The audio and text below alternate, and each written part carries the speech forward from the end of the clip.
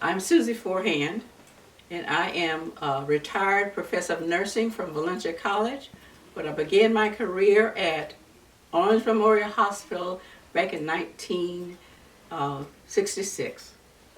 If you know anything about that place, in those days, it started in the basement and blacks were in the basement.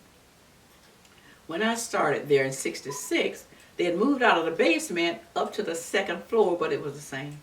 You still had the water pipes running up in the ceiling and all those kind of things, and it was all blacks on that second floor back in 1966. We didn't have black doctors working. When I was working there, started in 1966, we didn't have any black doctors. Patients called me names all the time. It was okay.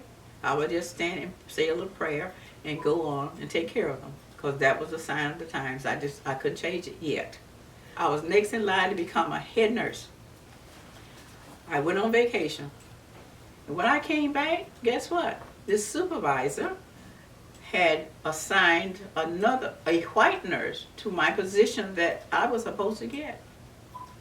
So they were white males, and they treated us treated blacks. They didn't respect us one bit, but they expected us to bow down. The older nurses, black nurses, they did. They would get up when they walked into the nurses' station to have given their seat. They would say, "Yes, sir." A lot of them would cry when the doctors yelled at them. But me being younger, I was a little bit different. I was a rebel. Yeah, I'll say it. I was a rebel. I didn't take that. So if they came in and yelled at me, I would say to them politely, so I wouldn't get fired, I would say to them, "Sir, if you would like to discuss that with me, I'll be glad to do that." They yelled at me a whole lot. I never cried. No, in their presence. Now sometimes I did. I'd be so angry, I'd go into the bathroom when they leave and I would cry and get it off. But I always stood up to them. They began to respect me, and many times they'd come in, after I stood up to them, they would come and ask for me to go with them to see a patient or whatever. But there were some who wouldn't even speak to me. The way they were supposed to do it in those days was a doctor would come in. We didn't have computers. You had to write by hand on those old paper, hard copy.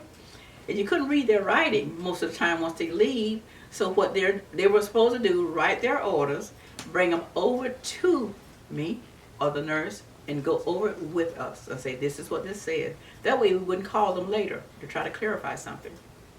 I would wait until I think they were on a golf course.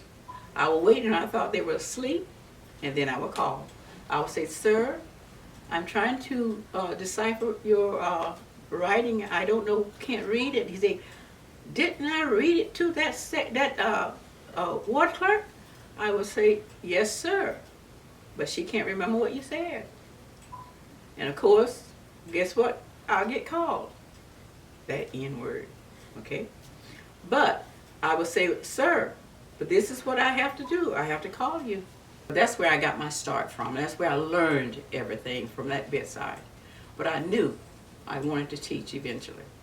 And that is when I went on to the University of South Florida and obtained my bachelor's in nursing and my master's in nursing.